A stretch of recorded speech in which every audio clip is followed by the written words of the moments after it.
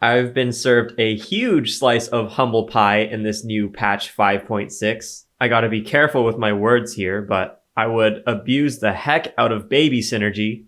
Baby synergy was my bread and butter. I mean, I would always go for eggs if I could. Sometimes grab that shiny item off a golden egg, and I would just easily breeze through every quick play match and the majority of Great Ball ranked matches. But with the new patch, baby synergy has been nerfed and reworked. It's not as easy or reliable as it once was to get those eggs and shiny items, with baby synergy needing to be active on your losses for that egg percent chance to increase. And also, getting an egg resets that percent chance to get an egg. That on top of the fact that the matches I play are against Ultra Ball ranked players, 1250 elo to 1400 elo. I've been finding myself losing more matches than winning. And that's okay. I mean, overall, I think the fixed rank lobbies are a great thing for the game in the long term, but playing against top 100 players every game really puts into perspective where I really sit in terms of skill. But anyways, in this game, I get a Charcoal and a Charmander by round 2, and that's pretty much the perfect scenario to go for the 10 money plus 1 interest on round 2. We can speed through these early rounds as I take a quick glance at each of my opponents. Our Charmander is able to defeat the 2 Rattatas, no problem. When I do this round 2 interest bump, unless I hit something crazy in round 3, I generally just do open fort, which means I will intentionally sell all my units and go for a lose streak, maximize my economy, and figure out my team after Gyarados is defeated. So round 3 will still buy everything, and will probably just sell it all unless I am able to hit like 3 ridiculously lucky evolutions. And as we continue through these non-player rounds, can we just talk about how, with the new patch, the font has been changed? And that means nothing for pretty much every player of the game except for me, because with my style of editing in these videos, all the assets that took a really long time to make no longer match the game's visuals. So I'm gonna have to do a lot of new work from scratch. And that's partly why we've sort of seen a small break between videos. But honestly, that's really not something worth complaining about. I still love this game, and I'm very thankful for the consistent updates. And after picking up a magnet from the item carousel, it is our first actual player round. I can sell my benched units to get to 20 money, and I should probably also sell the rest of my team to guarantee the loss. But overall, it's actually not the end of the world if I win this round, since this is the first round and I haven't actually won or lost anything. Winning this round isn't going to break any existing loss streak, but if I do take out a unit and then lose the match, that's technically a tiny bit of health loss mitigated. Pretty insignificant, but whatever. It looks like this game there are a few players who have been fortunate enough to start with 3 babies. So hopefully I can avoid one of those players and start my lose streak here. And lucky for me, I'm against a player with a field synergy, and I'm able to take out one of their Pokemon before losing the round. In my first Pokemon and item draft, I pick up Black Glasses. Generally, early on when I already have Black Glasses, I like to pick up a second. It gives me the option to make a Wonder Box, or 2 crit boosting items, since a single item created off of Black Glasses is not going to be too strong, since generally those items work off of crit chance, and the more crit chance you have, the better those items are going to perform. But yeah, as we hit 30 money, I'm confident that my team of 2 Pokemon should not pose a threat to any other player's team, and we'll continue our loss streak, hoping to intercept a baby player's loss streak. Nope, we get a bug team instead, but that's fine. We'll continue onwards. One of the baby players was able to pick up an egg, lucky for them. And in this round, as I sell another unit to get up to 40 money, and looking in my shop, I see 2 fairly decent dragon Pokemon, including the new patch 5.6 Frigibax. I had not heard of this Pokemon until this patch, so this is my first time seeing Frigibax. I mean, this new Auto Chess patch is the first time I've seen this Pokemon. And I just gotta say, that's an incredible Pokemon. It looks so stupid, and I love it. My favorite Pokemon are generally the ones that are like, not freakishly cute, but kind of stupid looking and cute. And Numel is goated and my favorite, but this Frigibax is really speaking to me. Anyways, this round I was not able to intercept a baby player. However, they did intercept each other, meaning one of them has to win the round. So that's a broken egg streak for one of them. Feels bad for them, but I'll just keep skyrocketing my economy. And this round I hit 50 money, and a third dragon has shown up in the shop. So at the moment, I'm looking towards a dragon synergy. I have enough extra money to pick up and send the Frigibax into battle alone, clearing up a slot in the shop, and I'll lock the other two in the shop and stay at 50 money, as our poor little Frigibax gets buried underneath a ground team. And I'm keeping close eye on these baby players. One, to monitor what kind of eggs they're picking up and what I'll potentially have to deal with in the future. And two, personally, I just kind of want to know, like, is baby synergy even worth it anymore? Like, maybe if you're the only player pursuing the baby strategy, and there's also no other open fort players, like looking at that Gliscor player, they definitely got unlucky, and their current situation is that they have no eggs, they don't have a team, and they have half as much money as I do. I'm just not really sure how they can recover from that. It must feel quite bad, but they really just got sabotaged by an unlucky baby start. Anyways, it's round 8, I'm already level 5. I'm keeping my team weak by only having 2 Pokemon. I'm ensuring my team is weak enough to have yet another loss. And as the round starts, look who it is, this poor Gliscor player cannot catch a break. Their egg streak is once again interrupted by my very weak dragons. And yeah, like obviously I'm in a pretty good situation, but I can't help but feel a little bit miserable, at least for their sake. As we head into Gyarados round, building a team that's strong enough to defeat Gyarados is actually quite challenging when you have nothing at all. I have to spend a little bit of money re-rolling, but I can definitely pick up things that are strong, as well as any Ghost Pokemon I can find for Ghost 2 synergy. Getting Ghost 2 synergy is one of the easiest ways to make Gyarados much weaker. It will definitely be a huge help for a team of unevolved Pokemon. And just to be extra safe, I do make a Wonder Box and a Punching Glove. I equip those onto my 3-range Litwick, and I spread my units out in a line in the front in order to hopefully minimize the number of units that Gyarados is able to hit with its ability. And here we go. Maybe a little overkill with the items, but Gyarados goes down without a problem at all. Alright, and with the Uniques portals, knowing that I have a lot of Dragon Pokemon, I'm looking to enter this Dragon portal. And thankfully, we're able to grab it uncontested. I think that one Zorua player was looking for that sound synergy, so it's pretty nice to be able to deny them from getting that sound build. And with our Uniques portal, we get Regidrago. Definitely not the most amazing dragon, but not bad. Remember, with Dragon Synergy active, all of our Dragon's secondary synergies are doubled. So that means Regidrago alone is providing our entire team with human synergy healing. We're also sitting on 5 different Dragon Pokemon, so that is Dragon 5 synergy. That's going to give some free shield to all our dragons.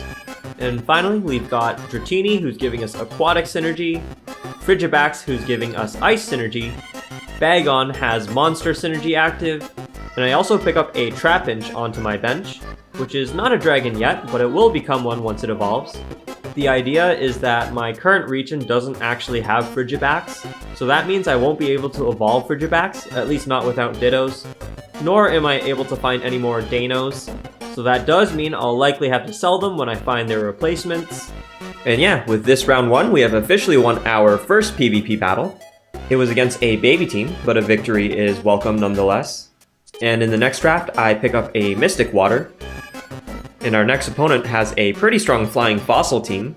And despite our Regidrago putting in a lot of work, the rest of our team consists of pretty much only non-evolved Pokemon. So unfortunately, we do get wiped out here, but it's not too big of a deal. It's not like I'm expecting to win every round immediately after an open fort opener. Our team still has a lot of room to grow, so I'm not unhappy about what I'm seeing. And during Carousel, I pick up another Black Glasses. As stated before, I like to pick them up in pairs. The nice thing about open fort is that you're typically very low health, and that will allow your character to move first during the item carousel rounds. And I did decide to level up to level 7, which puts me below 50 money, but I can easily get back to 50 by selling off one of my Frigibaxes. I've got some Pokemon on my bench that can take its place. I also decided to make a Wonder Box and I put it on my Dano. I put it on my Dano because I know I'm going to sell him off later. This way, I know I'll be able to reobtain that Wonder Box when I want to put it on a better Pokemon, and I can still make use of the item during these earlier stages. And here we go, with a pair of Wonder Boxes, our team of unevolved dragons and a Regidrago face off against our opponent's field team. Our front line is definitely quantity over quality, but it's enough for our Regidrago to sweep their team. And with our next round, I pick up a Goomy in the shop. That brings us to 6 unique dragon Pokemon. We're just 1 dragon away from that huge burst of power in Dragon 7 synergy. So after a few shop rolls, I'm able to find Gible, and with that we have Dragon 7 synergy, giving all of our dragons some extra attack speed and ability power. And our next opponent has a pretty strong poison team, but with our 7 dragon team, alongside some aquatic synergy helping us out, we're able to cleanse our opponent's poison, and we win the round against the player in 2nd place. Alright, moving forward, we're looking pretty good. We're sitting on 7 dragons. Generally, with Dragon Synergy, you want to have a backup synergy that you're working with too. The most common ones I find are Aquatic, Monster, and Water. Or you could get a bunch of tiny synergies and Amorphous like we saw in a previous video. Generally, I like to use the unique and legendary Pokemon I get to influence what kind of secondary synergy I pursue, but I don't really have much to go off of Regidrago, and the rest of our team is still in a relatively malleable state. But for now, we'll just keep working towards leveling up and evolving our Pokemon. If we start losing every round, then I'll start dumping my money away. But for now, I'll just keep my income steady and slowly grow my team. So after picking up a Nevermelt Ice and a Magnet, I spend a little bit of money into experience points and a little into re-rolling. I'm able to evolve a Bagon into a Shelgon. Pretty crazy, but I actually think that's the first Pokemon I've evolved all game. Our team is really just being carried by a Regidrago with a Wonder Box, but that just means our team has a lot of room to grow, and we'll just keep doing that. Our next opponent is a flying team. They've got a lot of evolved early Pokemon, including a fully evolved and itemized Pidgeot, but that's not going to be enough against our 7 dragons, as our Regidrago continues to push our team forward. Alright, and in the next round, after a few rolls, I'm able to find a Dragonair. I decide to buy it, dipping under 50 money. And our next opponent is going to be the player in first place. They've got a pretty strong ground rock team led by a cloned Kleavor. Our Dragonair is able to put in some good work, and our Regidrago continues to do its thing, but our opponent's team is just a little bit too strong with their scaling ground synergy, and we end up losing this round. But that's okay though, we still have a pretty good health total left, and our game plan moving forward is pretty simple and straightforward, just keep growing our team. We've got another item carousel, and I pick up a heart scale. In the next round's preparation, I find a Jangmo-O, who's going to be more impactful than our Dano, so it's time to say goodbye to that guy. And we can say hello to Jangmo-O. We also got our Wonder Box back. I'm not sure who I want that to end up on, but for now we can put it on our Frigibax, who will be next to go. I can also make a nice frontline combination of tanky items with a Pokédoll and a Muscle Band. And our next opponent is a fairly strong electric team. Electric synergy is great at bursting teams down, but our Dragon frontline is just strong enough to hold on enough for Regidrago to clean up, and it's another round 1 for the Dragons. Another uneventful round, we pick up a Dratini and pump in some more experience. And our next opponent has a Ground Dragon Rock team. They've got a lot more evolved Pokemon as well as that late game Onix. Our frontline is not able to hold on, and unfortunately we lose this round. At this point, my health is looking pretty low. I can pretty much only afford 1 more loss. But we do have a tiny bit of breathing room as this is a non-player round coming up, and the legendary carousel follows. We're also really close to level 8, so let's defeat Ho-Oh and Lugia. Our last item component is going to be a Black Glasses, kind of awkward with the components that we currently have, but we'll make it work. It's time to do the legendary carousel. I'm looking mostly for a dragon. There are 2 dragon portals in this carousel. Thankfully, I was able to claim one as it was moving towards my character. In my portal, I get Palkia, who in my opinion is extremely strong.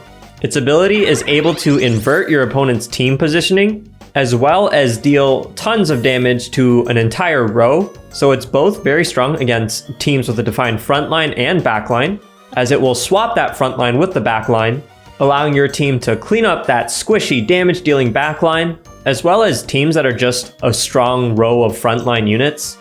I'm talking about ground and fighting comps, because it is able to deal damage to an entire row. Honestly, I wouldn't be surprised if we saw a rework or a nerf in the future. But for now, looking at the Pokemon on my team, as well as my active synergies, I'm leaning more towards Amorphous Dragon combination. The game plan is to make my front line as healthy as possible and have my Palkia spam out ability after ability. We can see it in action right away in this battle. Our opponent's team is super strong, it's able to take out most of our front line, but Palkia is being extremely disruptive, swinging everyone around and around. It's a 2-on-1 and our Palkia is getting very low health. It's barely able to hang on as it takes down our opponent's Aerodactyl. It survives a critical hit and it wins the duel against the Kabutops. An extremely close battle, but our Palkia was able to pull through.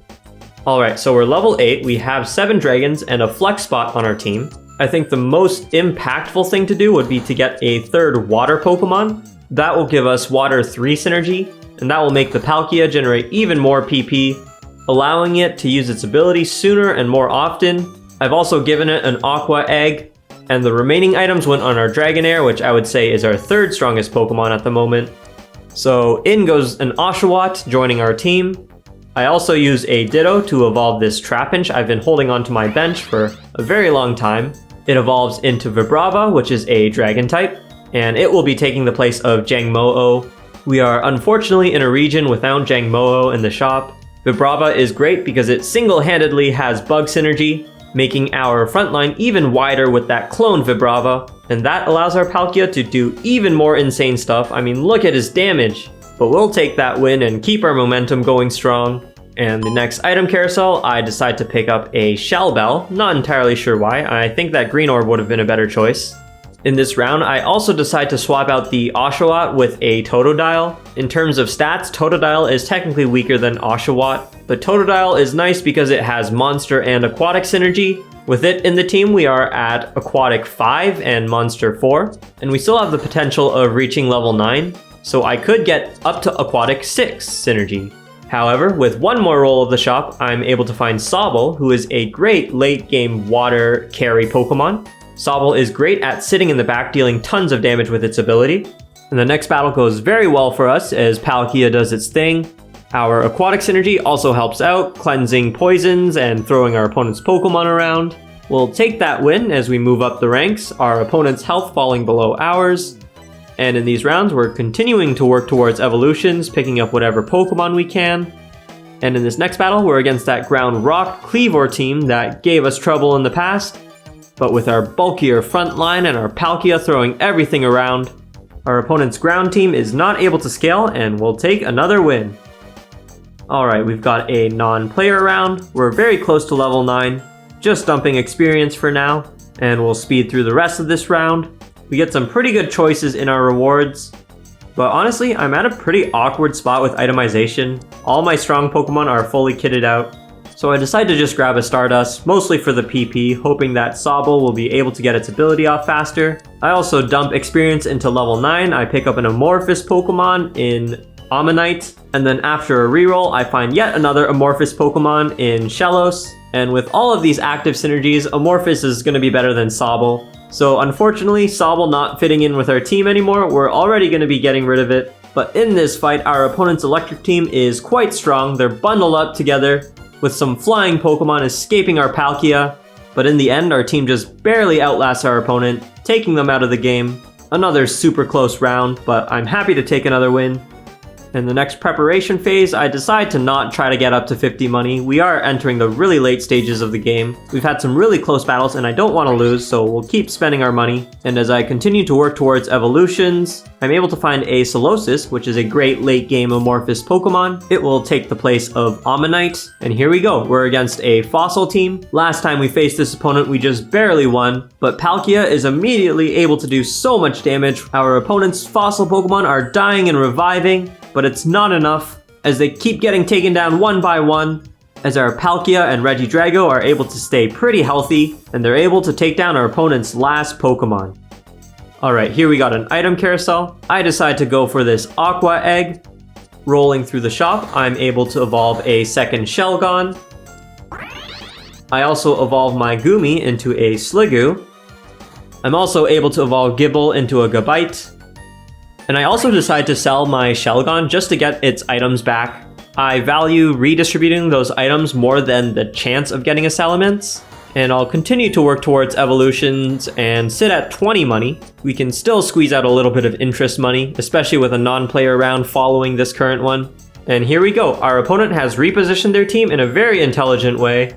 They're trying to sandwich our team with their Dark-type Pokemon. But ultimately, it's not enough. Even though they positioned around Palkia's ability, the rest of our team is much stronger. They're able to survive even longer than before, and we've got sources of damage coming from all kinds of Pokemon. It's a close battle, but ultimately, our team pulls through.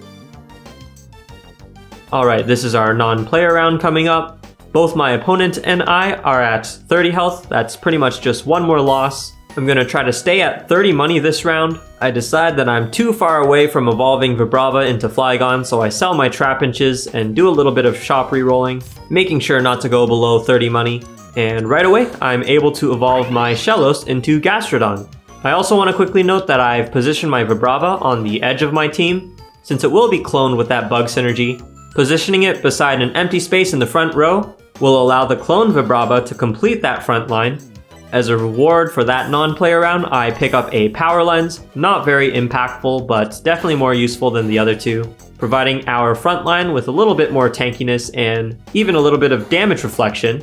We're approaching the end of the game, so it's time to spend down my money, picking up whatever I can. I'm not able to find anything before the round starts, so I'll sit at 20 money while we watch this battle. Our opponent's Dark Pokemon once again jump forward. Our Palkia is able to do tons of damage, hitting our opponent's frontline row, with our own frontline tankier than ever. Our Dragonair and Gabite powering through alongside that Palkia and Regidrago, and the unevolved Solosis continuing to throw out attacks and abilities. A comfortable win for our team, but let's keep the momentum going.